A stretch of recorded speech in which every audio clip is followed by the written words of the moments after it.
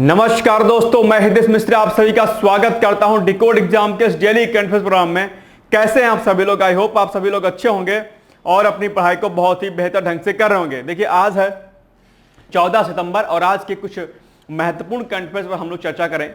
और उसके पहले छोटी सी रिक्वेस्ट जो कि मेरे द्वारा डेली आप लोगों को की जाती है कि प्लीज सबसे पहले आप लोग फटाफट जो है वीडियो को ज्यादा से ज्यादा शेयर कर दें और साथ ही साथ में जो है लाइक वाला बटन प्लीज प्रेस कर दीजिएगा। और इसके अलावा चूंकि समय कम है इसलिए भाई साहब आप लोग जो है पढ़ते रहिए। सीसैट का पीवाईक्यूज मैं इस समय करा रहा हूं। अगर आपको पीसीएस का सीसैट का पीवाईक्यूज करना है तो आप लोग कर सकते हैं।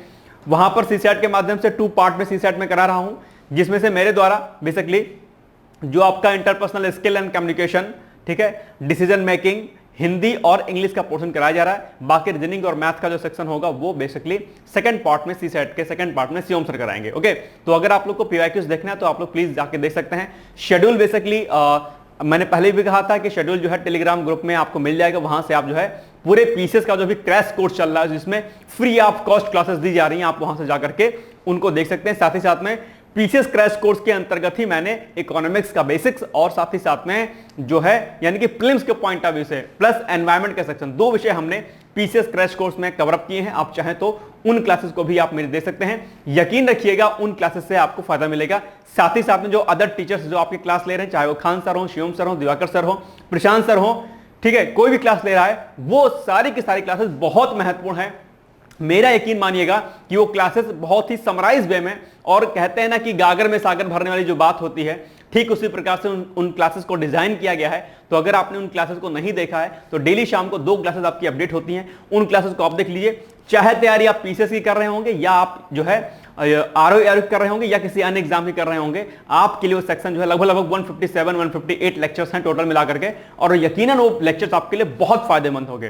प्री के पॉइंट ऑफ व्यू से लेक्चर बहुत बढ़िया है, आप उसको एक बार करके देखिए, क्योंकि उसको छाना गया एक तरीके से। क्योंकि क्या है ना कि सोर्स बहुत है, मैटर बहुत है, लेकिन चूंकि पीसीएस क्रैश कोर्स था इसीलिए उनमें उन्हीं टॉपिक्स को और उन्हीं चीजों को समझाया गया है जो आपके एग्जाम के जो है पॉइंट ऑफ व्यू से क्या है वेरी वेरी मोस्ट इंपॉर्टेंट है। तो प्लीज आप लोग उन क्लासेस को देखिएगा। ओके, आइए हम लोग आगे बढ़ते हैं। और उसके पहले डेली सूचना जो मैं आपको देता रहता हूं आजकल, वीडियो टेस्ट सीरीज के माध्यम से इस समय एक प्रोग्राम डिकोड एग्जाम पे चल रहा है। प्रैक्टिस करने के लिए 3 टाइम्स आपका रिवीजन कराया जाएगा जिसमें, और बहुत कुछ चीजें उसमें आपको दी जाएंगी। डिटेलिंग के लिए भी मैं आपको बता दूंगा कि क्या करना है, लेकिन सबसे पहले एक बार पूरे प्रोग्राम को एक बार हम समझ लेते हैं। प्रोग्राम क्या है? बेसिकली प्रोग्राम है RO prelims 2024 video test series के नाम से प्रोग्राम चलाया जा रहा है डिकोड एग्जाम पर। मेंटरशिप वाला आप जानते होंगे, उसी के अकॉर्डिंग कुछ ऐसा ये भी है। इसमें क्या होगा कि 7000 प्रश्नों के माध्यम से पूरे पाठ्यक्रम का बेसिकली क्या होगा, आपका जो है एक जो है रिवीजन कराया जाएगा, सुपरफास्ट रिवीजन होगा उसमें, ठीक है।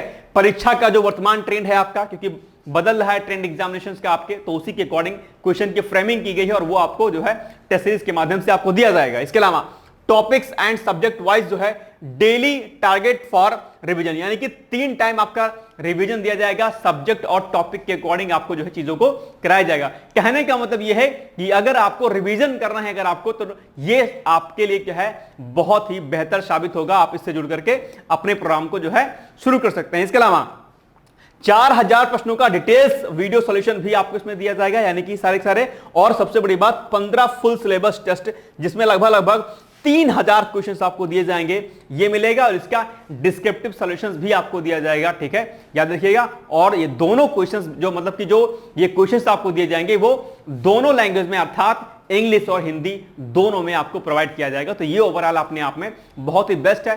कहने का मतलब यह है कि अगर आपको प्रैक्टिस करनी है तो उस प्रैक्टिस करने के लिए प्रोग्राम आपके लिए क्या है बहुत ही बेहतर साबित होगा। इसके अलावा अगर इस प्रोग्राम से आपको जो है जुड़ना है तो आप लोग को क्या लिखना है, आप लोग को व्हाट्सएप पे मैसेज लिखना है वीडियो टेस्ट, और इसको लिख करके आपको व्हाट्सएप करना है। किस नंबर पे? नंबर है आपके लिए व्हाट्सएप 9506742546, या फिर आप व्हाट्सएप कर सकते हैं 6307495944 पर। ओके, तो प्लीज आप लोग इस प्रोग्राम से जुड़िए और निश्चित तौर पर इस प्रोग्राम से आपको बहुत ही ज्यादा बेनिफिट मिलेगा, ठीक है। फिर आइए अब हम लोग फटाफट अपने टॉपिक पर आते हैं।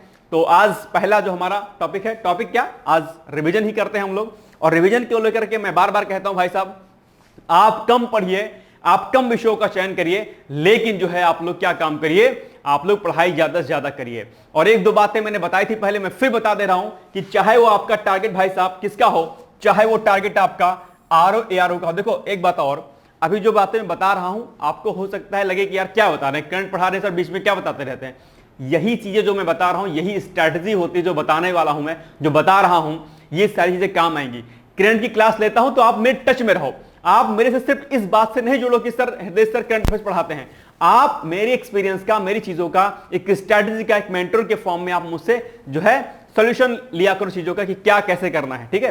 तो करंट पढ़ो, लेकिन साथ साथ में जो अन्य जानकारियां होती है वो भी मैं आपको देता रहता हूं, जो कि आपके एग्जाम के लिए क्या होती है, बहुत जरूरी होती है। क्योंकि जब तक आप सही तरीके से ट्रैक नहीं बनाओगे, सही तरीके से स्ट्रैटेजी नहीं बनाओगे, तब तक आप एग्जाम्स को क्रैक नहीं कर सकते हैं। और पीसीएस का एग्जाम ध्यान रखना कॉन्सेप्ट से ज्यादा रट्टाफिकेशन का है, यानी कि फैक्ट का है। तो मैंने क्या कहा, चाहे वो आपका आरओ का एग्जाम हो भाई साहब, चाहे वो एग्जाम आपका किसका हो, पीसीएस का हो। पहले पीसीएस आपका एग्जाम होने वाला है, इसकी बात सुन लो। पीसीएस में प्लेस में सीसेट को प्लीज जो है इग्नोर मत करिएगा, नहीं तो फिर कुएं में गिर जाओगे, ध्यान रखना। पीसीएस में आप कुछ सब्जेक्ट को कोर बना लीजिए, कुछ सब्जेक्ट को कोर बना लीजिए। जैसे कि आप चाहें तो साइंस को कोर बनाइए, साइंस सब्जेक्ट से क्वेश्चन बहुत आते हैं। पॉलिटी बहुत आसान है, 100% आप करने की क्षमता रख सकते हैं इसमें। करंट अफेयर्स कम से कम जो है 32 से 35 करंट जो है क्वेश्चन करंट अफेयर्स के आते हैं। तो एक हो गया साइंस, एक हो गया पॉलिटी, हो गया करंट, और एक हो गया आप यहां चाहे तो जियोग्राफी को ऐड कर सकते हैं, या जियोग्राफी की जगह पर आप हिस्ट्री या कोई अन्य विषय जो भी आप रखना चाहते हैं। लेकिन ये 3 विषय, साइंस, पॉलिटी और ये करंट, इसे आपको जरूर रखना है। और इसके साथ में आप जो है यूपी स्पेशल को ऐड ऑन कर सकते हैं। क्या? यूपी स्पेशल, जहां से आजकल प्रश्न जो है अधिकतर 7, 8, 10 प्रश्न आ जा रहे हैं, और ये 7, 8, 10 प्रश्न जो है आपके यूपी स्पेशल के पूरे पीवाईक्यूज बेस्ड होते हैं। तो आप पीवाईक्यूज कर लेंगे तो कर लेंगे। तो कोर सब्जेक्ट के रूप में आप साइंस, पॉलिटी, ज्योग्राफी या यूपी स्पेशल को रख सकते हैं। इतने पर आपको फोकस इस तरीके से करना है कि अगर इन विषयों से प्रश्न आपके एग्जाम में आए तो आप इन विषयों के प्रश्न गलत ना करें। एक बात ध्यान रखना, इतिहास विषय में लेकर ज्यादा हो हल्ला मत करना। इतिहास की घटना चक्र भी बहुत सारी मोटी है, और इतिहास आप कितना ही पढ़ेंगे पगला जाएंगे भाई साहब, कर नहीं पाएंगे क्वेश्चन। 100 की सीधी बात है, कोई लाख लपेट नहीं है। इतिहास विषय पर ज्यादा दिमाग मत लगाना। आपका इतिहास पसंदीदा विषय होगा, आपने उसमें मास्टरी कर रखी हो, निश्चित तौर पर आप उसे पढ़ सकते हैं। आपका फेवरेट सब्जेक्ट हो, पढ़िएगा। लेकिन अगर ऐसा नहीं है तो ज्यादा दिमाग इतिहास पर मत लगाना। दिमाग का आपको इन विषयों पर लगाना है जो आसान है, जहां से प्रश्न बन सकते हैं, उन पर फोकस करना। और यही समझदारी है, यानी कि 3 से 4 सब्जेक्ट आप ऐसे विषयों को रखना कोर सब्जेक्ट के रूप में कि अगर उन 3-4 विषयों को आप तैयार कर लो कि उनके प्रश्न लगभग जो है 100% तो नहीं, लेकिन लगभग 95% तक आप उनको सही कर पाओ। अगर ये स्ट्रेटजी बनाओगे तो हो जाएगा। जैसे करंट अफेयर्स 30-32 प्रश्न हो गए, पॉलिटी के लगभग 15 क्वेश्चन, साइंस के भी लगभग 17-18 क्वेश्चन, यूपी स्पेशल के लगभग 12 क्वेश्चन, और बाकी ज्योग्राफी का सेक्शन या कोई अन्य विषय कर सकते हैं इसमें। ठीक उसी प्रकार से आरओ में भाई साहब 60 में 60 हिंदी का टारगेट करके चलना है। 55 प्लस 56 प्लस कुछ नहीं, 60 का 60 टारगेट करके चलना है। क्योंकि क्या होगा, क्योंकि आपके पास हिंदी सबसे कोर सब्जेक्ट है और हिंदी में बेहतर कर सकते हैं। इसके अलावा ठीक उसी प्रकार से आप यहां पर भी कुछ सब्जेक्ट को कोर बना लीजिए कि आपको बेहतर रेडी करना है। जैसे कि ज्योग्राफी, बहुत क्वेश्चन आते हैं ज्योग्राफी से, सबसे ज्यादा क्वेश्चन आपके आते हैं आरओ में। तो ज्योग्राफी हो गया, फिर क्या हो गया, साइंस हो गया, फिर आपका क्या हो गया, पॉलिटी हो गया, फिर क्या हो गया, यूपी स्पेशल हो गया। क्या? यूपी स्पेशल, और साथ में करंट अफेयर्स को ऐड ऑन कर लीजिएगा। आपका एग्जाम यहां से क्रैक हो जाएगा। ज्यादा दिमाग नहीं लगाना। कहने का मतलब यह है कि थोड़ा सा स्ट्रैटेजी को बनाइएगा, करंट अफेयर्स को ऐड ऑन करिएगा, चीजें साफ हो जाएंगी। ठीक, तो ये कुछ चीजें हैं जो हमने आपको बताई। आई होप आपको पसंद आई होंगी, इसको थोड़ा सा फॉलो करिएगा। इनकी जगह पर जरूरी नहीं कि आप इन्हीं को करो, मैंने बता दिया कि इससे बेस्ट, ये बेस्ट है अपने आप पे, क्वेश्चन भी आते हैं और ये बढ़िया भी सब्जेक्ट है। आप चाहें तो इसमें कुछ आप चेंजेस कर सकते हैं अपने अनुसार, कुछ सब्जेक्ट और अलग से रख सकते हैं। ठीक, ये आपके ऊपर है। चलो आगे बढ़ते हैं हम लोग। तो फटाफट हम लोग रिवीजन करते हैं। यानी कि कहने का मतलब यह है कि एक मैनेजमेंट जॉब करो, मतलब मैनेजमेंट बनाओ अपनी चीजों का, और फिर उसके बाद जो है उसका रिवीजन भी करते रहो। ठीक है, चलो लास्ट रिवीजन। हाल ही में भारत और संयुक्त अरब अमीरात के बीच ऊर्जा क्षेत्र में कुल कितने समझौता ज्ञापनों पर हस्ताक्षर किए गए थे? 4। देखो करंट अफेयर्स बहुत सारे लोग पढ़ाते हैं, बहुत अच्छा ही पढ़ाते हैं, नो डाउट। लेकिन मेरी कोशिश यह रहती है कि मैं ना सिर्फ आपको करंट अफेयर्स पढ़ाऊं, बल्कि उन सारे बिंदुओं पर, सारे पहलुओं पर मैं चर्चा करूं जिससे आपका एग्जाम क्रैक हो सकता है। मेरा लक्ष्य यह नहीं कि मेरा करंट अफेयर्स का वीडियो चले बहुत ज्यादा आप लोग देखो। मेरा लक्ष्य है आपका चयन सुनिश्चित हो। यह मेरे लिए सबसे बड़ी जिम्मेदारी है, और मैं चाहता हूं कि आप मेरे साथ जुड़े। मैं हर एक कमेंट्स को देखता हूं, मैं हर एक चीज को देखता हूं, क्योंकि मेरा लक्ष्य है आपका सिलेक्शन पीसीएस के थ्रू, एसडीएम, डिप्टी एसपी या जो भी आपका पोस्ट होगा, जो चाहे पसंदीदा पोस्ट होगी और आरओ के थ्रू जो है आरओ की पोस्ट आपकी, ठीक है। तो मेरा लक्ष्य आपका सिलेक्शन दिलवाना है, आपका लक्ष्य क्या है ये आप पर निर्भर है। ऑल द बेस्ट है। चलो, तो हाल ही में भारत और संयुक्त अरब अमीरात के बीच ऊर्जा क्षेत्र में कुल कितने समझौता ज्ञापनों पर हस्ताक्षर किया गया है? 4 समझौता ज्ञापनों पर, और 4 के चारों के बारे में कल हमने आपको समझाया हुआ था। हाल ही में नेक्स्ट है, हाल ही में सितंबर माह में क्वाड सम्मेलन, जो कि बहुत इंपॉर्टेंट है, और क्वाड में कौन कौन से देश सम्मिलित होते हैं फटाफट मुझे कमेंट करके जल्दी से बताओ कि क्वाड में कौन कौन से देश होते हैं। कल हमने आपको बताया था। तो क्वाड सम्मेलन का आयोजन कहां पर अभी हो रहा है? पहले यह भारत में होना था, लेकिन अब कहां होगा? यह अमेरिका में होगा भाई साहब। नेक्स्ट है, पुरुष एशियन चैंपियनशिप ट्रॉफी हॉकी 2024 का आयोजन कहां पर हो रहा है? सुंदर से देश आपके कौन से बगल में? चीन। सुंदर सा तो नहीं है वैसे, है तो बहुत दुष्ट, लेकिन कोई बात नहीं। नेक्स्ट है, हाल ही में संपन्न जीएसटी परिषद की कौन सी बैठक में कैंसर की जो दवा है उस पर जीएसटी को दर, जो जीएसटी की दर 12% थी उसको घटा करके 5% कर दिया गया। तो अभी हाल ही में जीएसटी परिषद की 54वीं बैठक हुई है और उसी में दरअसल यह निर्णय लिया गया है। इसके अलावा राष्ट्रीय फ्लोरेंस नाइटिंगेल पुरस्कार की स्थापना कब की गई थी? 1973। और इसके बारे में लगभग सभी लोग जानते होंगे, क्योंकि आजकल हर घर में एक लोग जो है बीएससी नर्सिंग लड़की कर ही रही होती है, ठीक है। आजकल इसका ट्रेंड बहुत चल रहा है, और सीएचओ की पोस्ट तो एकदम दिल खोल के बढ़ती है आजकल एनआरएचएम के थ्रू, ठीक है। तो सीएचओ लड़कियां बहुत जल्दी आजकल हो जा रही है, एनएम और सीएचओ स्टाफ नर्स भर भर के। खैर कोई बात नहीं। तो ये कहने का मतलब यह है कि इसके बारे में इसलिए आप लोग जानते होंगे कि घर में कोई ना कोई आपका एक मेडिकल डिपार्टमेंट होगा ही होगा, ठीक है। चलो नेक्स्ट है, नागरिक उड्डयन मंत्रालय द्वारा नागरिक उड्डयन मंत्रालय का दूसरा एशिया प्रशांत मंत्री स्तरीय सम्मेलन कहां पर आयोजित हुआ भाई साहब? तो वो नई दिल्ली में आयोजित हुआ। और आपको पता होगा पूरे देश का आम नागरिक जो योजना चलाई गई थी उसके थ्रू जो है बहुत ज्यादा जो है क्या हुए, अलग अलग क्षेत्रों में जो है वायुयान के क्षेत्रों में भारत ने प्रगति की, ठीक है। नेक्स्ट है, हाल ही में किस राज्य में फ्रीन राच ने डिसिपेंस, या इसको एंस भी कर लीजिएगा, ठीक है, प्रजाति की मकड़ी को खोजा गया भाई साहब? तो वो असम है। असम में एक नए प्रकार की जो मकड़ी थी उसकी खोज हुई है, ठीक है, जो कि बर्ड डंकी के रूप में जो है जानी जाती है। इसके अलावा प्रधानमंत्री किसान मान धन योजना की शुरुआत कब की गई थी? 2019 में। चर्चाओं में क्यों है भाई साहब? क्योंकि वर्ष 2024 में क्या हुआ है, इसने कितने साल पूरे कर लिए अपने? कल बताया था 5 साल। इसीलिए दरअसल ये क्या है, प्रधानमंत्री किसान मान धन योजना की शुरुआत की गई थी, जिसमें क्या होगा 60 साल के बाद एक जो है एक मुश्त राशि के रूप में किसानों को दरअसल पेंशन दी जाएगी, जब वो अपने फंड में पैसे को जमा करते रहेंगे 50 रुपए से लेकर के 200 रुपए तक, ठीक है। कल हमने आपसे प्रश्न पूछा था फ्लाई एश प्रदूषण क्या होता है, और हमने आपसे कहा था कि फ्लाई एश बेसिकली आपके प्री के साथ में आपके मेंस में भी भाई साहब इंपॉर्टेंट है।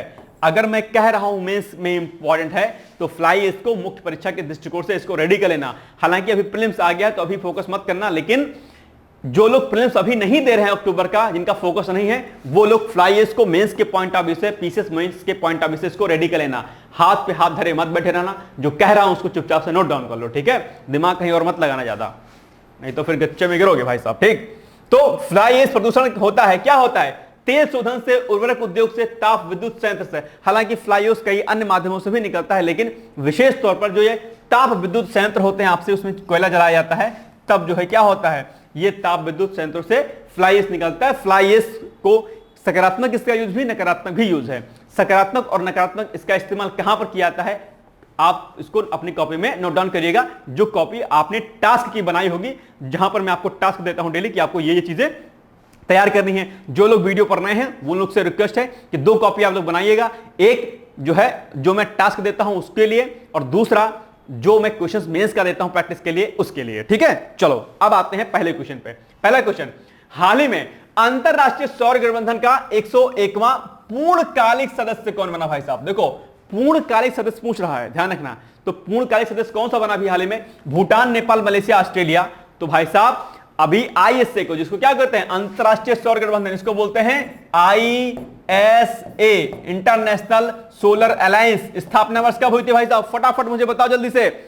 आईएसए की स्थापना कब हुई थी? वर्ष 2015 में। वर्ष 2000 कब? 15 में, वर्ष 2015 में। और कौन सी कॉप समिट थी? कॉप 21 समिट हो रही थी उस समय। और भाई साहब कॉप 21 हो रही थी किसके संयुक्त जो है प्रयासों से आईएसए चर्चाओं में आया था, यानी कि जो है संगठन के रूप में आया था। तो भारत और फ्रांस ने जो है मिलकर के अंतरराष्ट्रीय सौर गठबंधन बनाया था कर्क और मकर रेखा के बीच जो सम्मिलित देश हैं उनको लिए। इसके अलावा अगर इसके मुख्यालय की बात करते हैं तो फटाफट बताओ मुझे कि अंतरराष्ट्रीय सौर गठबंधन का मुख्यालय कहां पर है? गुड़गांव हरियाणा में है। कई बार इसको मैंने बताया और इसके बारे में कई बार हमने चर्चा भी की है आपसे, तो मोस्ट इंपॉर्टेंट फैक्ट है ये, ठीक है। तो अभी हाल ही में अंतरराष्ट्रीय सौर गठबंधन का जो पूर्णकालिक 101वां सदस्य है वो आपका सुंदर सा पड़ोसी देश कौन सा है भाई साहब? नेपाल है। नेपाल बना है आईएसए का 101वां सदस्य। और 100वां सदस्य कौन बना था? पराग्वे, ठीक, याद रखिएगा। तो हाल ही में अंतरराष्ट्रीय सौर गठबंधन का 101वां पूर्णकालिक सदस्य नेपाल बना, 100वां सदस्य पराग्वे बना था। और अगर बात करते हैं नेपाल की सीमा भारत के किन किन राज्यों से लगती है, जो कि कई बार आपके एग्जाम में पूछा गया भाई साहब, तो इसको तुरंत आपको बताना है। तो 5 राज्य कौन कौन से हैं? फटाफट जरा उंगली पर इसको याद रखो। पहला क्या है? उत्तराखंड है, फिर उत्तर प्रदेश, पश्चिम बंगाल, बिहार और सिक्किम, यानी कि 1 2 3 4 और 5 स्टेट, जिसमें से सबसे जो लंबी सीमा रेखा जो है साझा करता है वो यूपी के साथ जो है नेपाल साझा करता है। याद कर रखिएगा इसको, ठीक है। और अब बताओ सबसे कम सीमा कौन साझा करता है? चलो आगे बढ़ते हैं। और नेपाल, आपको पता होगा कि नेपाल के साथ हमारे न सिर्फ राजनीतिक जो है रिलेशंस हैं, बल्कि पॉलिटिकल रिलेशन हैं, बल्कि हमारे सामाजिक, आर्थिक और जो है सांस्कृतिक जो है रिलेशन भी नेपाल के साथ हैं। एक गहरा संबंध हमारा नेपाल का है। लेकिन कभी कभी क्या होता है, नेपाल थोड़ा सा डिस्ट्रैक्ट हो जाता है। किसके चक्कर में है? चक्कर चीन का पड़ता है भाई साहब। चीन के चक्कर में कभी कभी भटक जाता है। लेकिन कोई बात नहीं, थोड़ा सा छोटा सा देश है, अच्छा सा प्यारा सा देश है, लेकिन भटकाव आता है तो भारत इसको जो है हाथ पकड़ के कहता है नहीं भाई साहब उधर मत जाओ, ठीक है, भटक जाओगे। ठीक, आप लोग भी पढ़ाई में भटक जाते हो, मास्टर आपको पकड़ता है, नहीं नहीं ऐसा नहीं, ऐसा करो। ठीक उसी प्रकार से नेपाल कभी कभी चाइना के फेवर में आ जाता है। रीजन क्या है? चाइना जो है विस्तारवादी नीति वाला देश है और चाइना अलग अलग देशों में फंडिंग के माध्यम से, अपने इन्वेस्टमेंट करने के माध्यम से क्या करता है, वहां पर अपनी चीजों को जो है रखता है, इन्वेस्टमेंट करता है। और वो देश एक समय के बाद कर्जदार हो जाता है। फिर वहां के संसाधनों पर, वहां के चीजों पर जो चाइना क्या करता है, एकाधिकार कर लेता है। और इस कब्जे में आपके पाकिस्तान से लेकर के अन्य जो देश हैं वो क्या है, जकड़े हुए हैं। ठीक है, चलो। तो विश्व आत्महत्या रोकथाम दिवस मनाया जाता है। कब मनाया जाता है भाई साहब? बहुत बड़ी चीज है ये। तो विश्व आत्महत्या रोकथाम दिवस 9 सितंबर, 10 सितंबर, 11 या 11 सितंबर, बताओ। इसका क्या उत्तर होगा सही? इसका सही उत्तर होगा भाई साहब 10 सितंबर, यानी कि option number B is the right answer. ठीक है, तो आइए व्याख्या देखते हैं इसकी हम लोग। तो विश्व आत्महत्या रोकथाम दिवस प्रतिवर्ष 10 सितंबर को मनाया जाता है। थीम क्या है?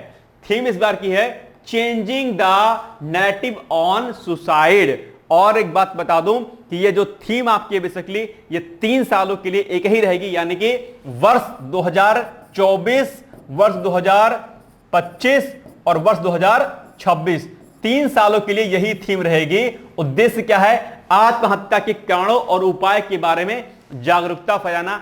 आत्महत्या, ध्यान रखना, भारत जैसे देश में लगभग कईयों लाख लोग जो है, 1 पॉइंट समथिंग कुछ लाख जो है हर साल जो है इसमें क्या होते हैं, आत्महत्या कर लेते हैं। और लगभग 2 से 5% जो है यह आंकड़ा जो है प्रतिवर्ष बढ़ रहा है भारत जैसे देशों में, यानी कि अपने आप में कहीं ना कहीं। और इसमें शामिल कौन लोग होते हैं? जो निम्न और मध्यम आय वर्ग के जो लोग होते हैं, ठीक है, यानी कि लो और जो मिडिल क्लास फैमिली होती है, उनके लोग बेसिकली क्या होते हैं, आत्महत्या को करते हैं। तो ध्यान रखना, चाहे आप विद्यार्थी होंगे, चाहे आप बिजनेसमैन होंगे, चाहे पारिवारिक पृष्ठभूमि से होंगे आप लोग कभी भी आत्महत्या को जो है अपना विकल्प मत चुनिएगा।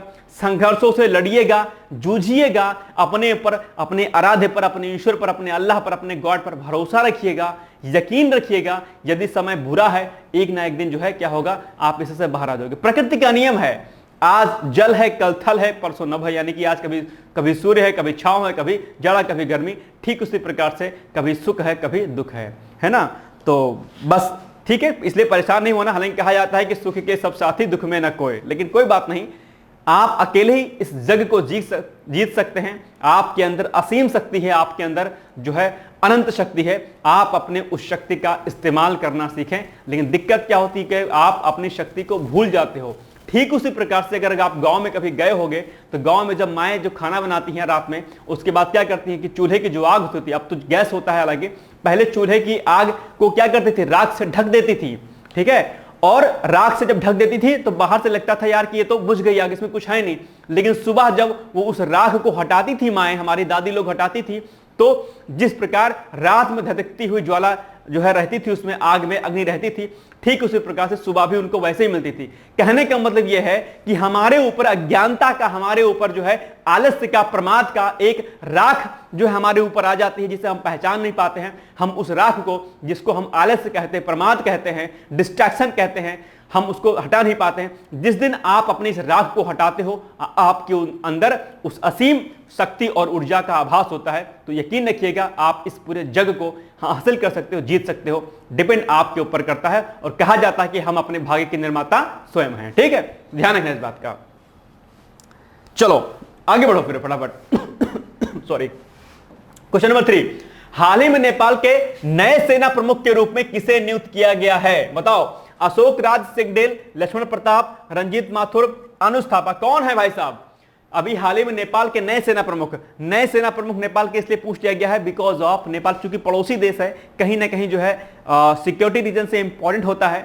तो अभी हाल ही में किसको नियुक्त किया गया है? तो वो नियुक्त किया गया है ए नंबर, यानी कि अशोक राज सिंगडेल को अभी हाल ही में नेपाल के नए सेना प्रमुख के रूप में नियुक्त किया गया है। अच्छा, एक चीज और, अगर आप लोग को मेरी बातें कुछ सही नहीं लगती हैं, अगर लगता है कि ज्यादा ही मोटिवेशन हो जाता है, तो आप लोग बता दीजिएगा, कमेंट कर दीजिएगा, नहीं समझाएंगे। ठीक है, इतना कोई जरूरी नहीं है। लेकिन दिक्कत क्या होती है ना कि कुछ चीजें होती क्या है कि आप अपनी समस्याओं को ना घर पे रख पाते हैं, ना किसी और से शेयर कर पाते हैं। तो कहीं ना कहीं टीचर जो होता है आपके बीच एक सेतु का काम करता है, जो आपकी प्रॉब्लम्स को समझता है और आपकी हेल्प करता है। ठीक है, तो ये चीजें होती है, इसलिए मैं चाहता हूं कि आप कभी डिमोटिवेट ना हो, हमेशा मोटिवेट रहें और अंतिम रूप से चयनित होकर आगे बढ़े। ठीक है, नहीं तो गला फाड़ने का मेरा भी कोई शौक नहीं रहता कि गला फाड़े। लेकिन दिक्कत क्या है कि मैं समझाता रहता हूं, सोचता हूं क्या पता एक मेरी छोटी सी बात आपके दिल को टच कर जाए और आप जो है बहुत मेहनत करने लग जाओ और सफलता को सुनिश्चित कर लो। तो शायद कभी मिलो तो कहो कि हाँ सर, क्लास में कहा था आपने। ठीक है, तो हाल ही में नेपाल के नए सेना प्रमुख के रूप में अशोक राज सिंगडेल को नियुक्त किया गया। ठीक, और जो राष्ट्रपति हैं वहां के कौन है? रामचंद्र पौडेल हैं। तो रामचंद्र पौडेल ने उन्हें पद की शपथ दिलाई। उन्हें पद किस नहीं भैया, पद की होगा, पद की शपथ दिलाई। ठीक है, याद रखिएगा। अब नेपाल के बारे में, तो नेपाल के बारे में, नेपाल भारत के 5 राज्यों के साथ सीमा साझा करता है। मैंने पहले ही बताया, फिर से देख लीजिए इसी चीज को। तो कौन कौन सा है वो? उत्तराखंड, उत्तर प्रदेश, पश्चिम बंगाल, बिहार और सिक्किम। और नेपाल की राजधानी भाई साहब कहां पर है? काठमांडू में है। और राष्ट्रपति कौन है? रामचंद्र पौडेल हैं यहां के राष्ट्रपति। ठीक है, याद रखिएगा। और नेपाल के पीएम कौन है? प्रधानमंत्री कौन है भाई साहब? अभी हाल ही में नियुक्त किए गए थे, बताना फटाफट मुझे कमेंट करके। नेक्स्ट है भारत अमेरिका संयुक्त सैन्य प्रशिक्षण युद्ध अभ्यास 2024 का आयोजन कहां पर किया गया भाई साहब? बहुत इंपॉर्टेंट क्वेश्चन है ये। राजस्थान, उत्तर प्रदेश, बिहार और असम। तो ये उत्तर अगर थोड़ा सा कॉमन सेंस लगाएंगे तो अधिकतर जो युद्धाभ्यास होते हैं वो राजस्थान की जमीन पर होते हैं। ठीक है, तो ए वाला ऑप्शन क्या हो जाएगा? इसका सही उत्तर हो जाएगा। ठीक है, इस प्रकार से आप थोड़ा सा एलिमिनेट कर सकते हैं इसको। नेक्स्ट है, तो भारत अमेरिका संयुक्त सैन्य प्रशिक्षण युद्धाभ्यास 2024 का आयोजन राजस्थान में किया गया। ये संस्करण कौन सा था भाई साहब? तो संस्करण ये 20वां संस्करण था। ठीक है, और कब से कब तक इसका आयोजन किया जाएगा? तो ये किया जाएगा 9 से लेकर के 22 सितंबर 2024 के मंथ तक इसका आयोजन किया जा रहा है। यह युद्ध अभ्यास वर्ष 2004 से प्रतिवर्ष जो है भारत और अमेरिका में क्या है, बारी बारी से जो है इसका युद्ध अभ्यास का आयोजन किया जाता रहा है। ठीक है, तो इसको एक बार देख लीजिएगा आप लोग। और युद्धाभ्यास से एक ना एक प्रश्न भाई साहब जरूर पूछा जाता है, तो इसलिए आप लोग इसको रेडी करके चलिएगा। ओके, नेक्स्ट है, स्वामी विवेकानंद द्वारा संयुक्त राज्य अमेरिका के शिकागो में दिए गए प्रसिद्ध भाषण की कौन सी वर्षगांठ वर्ष 2024 में मनाई जा रही है? 131वीं, 132वीं, 133वीं या इनमें से कोई नहीं। तो वर्ष 2024 में जो स्वामी विवेकानंद जी ने जो भाषण दिया था उसकी जो है वर्षगांठ कौन सी हो रही है? 132वीं वर्षगांठ इस बार मनाई जा रही है, कि 132वें साल में हम लोग चल रहे हैं। ठीक है, 132 साल हो गए। ओके, तो स्वामी विवेकानंद द्वारा संयुक्त राज्य अमेरिका के शिकागो में दिए गए प्रसिद्ध भाषण की 132वीं वर्षगांठ वर्ष 2024 में मनाई जा रही है। और इस पर प्रधानमंत्री मोदी ने अपना ट्वीट करके जो है इस पर जो है अपनी बातें रखी थी। तो और कब उन्होंने भाषण दिया था? तो 1893 यानी कि 1893 में संयुक्त राज्य अमेरिका के जो शिकागो में प्रसिद्ध भाषण को दिया गया था। और एक लक्ष्य उन्होंने बोला था कि उत्तिष्ठ जागृत प्राप्त वारा निबोधत, उठो जागो और अपने लक्ष्य की प्राप्ति करो जब तक कि आपको जो है मेहनत करो, जब तक कि आपकी लक्ष्य प्राप्ति ना हो जाए। उत्तिष्ठ जागृत प्राप्त वारा निबोधत। ठीक है, बहुत कॉमन सा श्लोक है, आप लोग सभी लोग इसको जानते होंगे, ठीक है, इसलिए मेहनत करो खूब ज्यादा। नेक्स्ट है, हाल ही में निर्वाचन आयोग ने किसे दिव्यांगजन के लिए भारत निर्वाचन आयोग का राष्ट्रीय आइकन घोषित किया है? भाई साहब बताओ फटाफट। तो राकेश कुमार, अनुज पात्रा, विवेक सिंह या इनमें से कोई नहीं। तो इसका जो सही उत्तर हो जाएगा वो हो जाएगा आपका option number A is the right answer.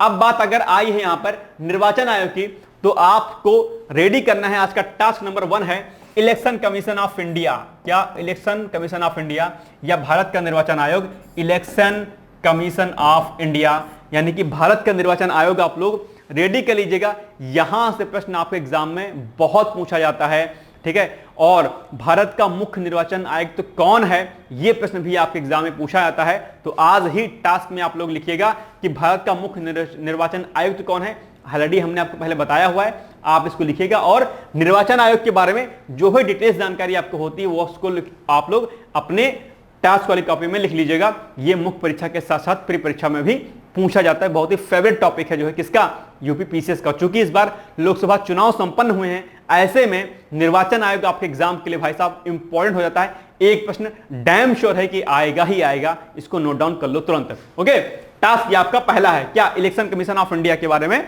आपको, यानी कि भारत का निर्वाचन आयोग के बारे में पढ़ना है आपको, ठीक है। चलो व्याख्या देखते हैं इसकी हम लोग फटाफट। तो निर्वाचन आयोग ने पैरालंपियन राकेश कुमार को दिव्यांगजन के लिए भारत निर्वाचन आयोग का क्या किया है, राष्ट्रीय आइकन घोषित किया है। राकेश कुमार को जिन्होंने कांस्य पदक जीता था अभी पैरालंपिक में, ठीक है, किसमें? तीरंदाजी में। तो पैरालंपिक कांस्य पदक जीतने की सफलता के लिए पैरालंपियन शीतल देवी और राकेश कुमार को दिव्यांगों के राष्ट्रीय आइकन के रूप में भी क्या किया गया है, सम्मानित किया गया है, ठीक है। इसके अलावा इस वर्ष यानी कि 16 मार्च को लोकसभा 2024 के आम चुनाव की घोषणा के पहले ही क्या किया गया था कि जो शीतल देवी हैं इनको भारत निर्वाचन आयोग यानी कि इलेक्शन कमीशन ऑफ इंडिया का राष्ट्रीय आइकन घोषित किया गया था। और अभी इन दोनों को ही दरअसल क्या किया गया है, सम्मानित किया गया है निर्वाचन आयोग के द्वारा। तो ये चर्चाओं में थे, इसलिए इनको याद रखिएगा। और दोनों ने जो है कांस्य पदक जीता था, ठीक है, तीरंदाजी में। नेक्स्ट है, हाल ही में सीताराम येचुरी, प्रसिद्ध नाम है, आप सभी ने सुना होगा, और अभी हाल ही में उनका निधन हो गया है। और वह निम्नलिखित में से किस पार्टी से संबंधित थे? तो मार्क्सवादी कम्युनिस्ट पार्टी से, कांग्रेस से, भाजपा से या तृणमूल कांग्रेस से? भाई साहब बताइए फटाफट, ऐसे प्रश्न आपके एग्जाम में कई बार पूछे जाते हैं। तो उनका संबंध बेसिकली मार्क्सवादी कम्युनिस्ट पार्टी से था, यानी कि option number A is the right answer. आइए व्याख्या देखते हैं इसकी। व्याख्या के अंदर का सेम एज ए वही पॉइंट कि ये जो है किससे संबंधित है, ये मार्क्सवादी कम्युनिस्ट पार्टी से संबंधित थे। और 12 सितंबर को उनका निधन दिल्ली एम्स में हो गया। अब मार्क्सवादी शब्द यहां पर यूज हो रहा है, तो थोड़ा सा मार्क्स के बारे में आप लोग शायद जानते होंगे, कार्ल मार्क्स जिनको हम लोग कहते हैं। कार्ल मार्क्स के बारे में भी आप लोग एक बार थोड़ा सा अच्छे से पढ़ लीजिएगा, ठीक है। अब ये कार्ल मार्क्स इससे संबंधित नहीं है फिलहाल, लेकिन कार्ल मार्क्स कई बार आपके एग्जाम में कहीं ना कहीं घुमा फिरा कर पूछ लेता है। प्रीम में आजकल पूछ डाला भाई साहब, गजब आदमी है। पीसीएस कार्ल मार्क्स के बारे में एक बार पूछ लिया था, मुझे ध्यान नहीं आ रहा कौन सा वर्ष का क्वेश्चन है, वो कुछ पूछा था उसके बारे में, ठीक है। तो सोशियोलॉजी में आप लोग कार्ल मार्क्स को पढ़ते होंगे, एक बार देख लीजिएगा इनको, ठीक है। चलो नेक्स्ट है, हाल ही में निम्नलिखित में से किसके द्वारा vertical launch short range surface to air missile, क्या? सरफेस टू एयर VLSRSM का सफलतापूर्वक परीक्षण किया गया? किसके द्वारा? डीआरडीओ के द्वारा, इसरो के द्वारा, नासा के द्वारा, इनमें से कोई नहीं। तो इसका जो सही उत्तर होगा वो होगा आपका ऑप्शन नंबर क्या, ए इज द राइट आंसर भाई साहब, यानी कि डीआरडीओ के द्वारा। और बताओ मुझे फटाफट कि डीआरडीओ की स्थापना कब हुई थी, फटाफट बताओ। तो आइए देखते हैं। तो हाल ही में डीआरडीओ और भारतीय नौसेना ने, किन्होंने? दो लोग संयुक्त रूप से, डीआरडीओ और भारतीय नौसेना ने संयुक्त रूप से vertical launch short range surface to air, यानी कि जमीन से हवा में मारने वाली मिसाइल है ये, ठीक है, का सफलतापूर्वक परीक्षण किया गया है। यह देश में निर्मित यानी कि स्वदेशी रूप से निर्मित है, कम दूरी की सतह से हवा में मार करने वाली मिसाइल है। इससे 12 सितंबर को, कब? 12 सितंबर को ओडिशा के तट से दूर, कहां पर? बालासोर जिले के चांदीपुर में एकीकृत परीक्षण रेंज से क्या किया गया, इसका परीक्षण किया गया, ठीक है। तो कई बार ये प्रश्न ऐसा ही पूछ लेता है कि कोई मिसाइल अगर उसका परीक्षण किया गया है तो वो किस स्थान से उसका परीक्षण किया गया है।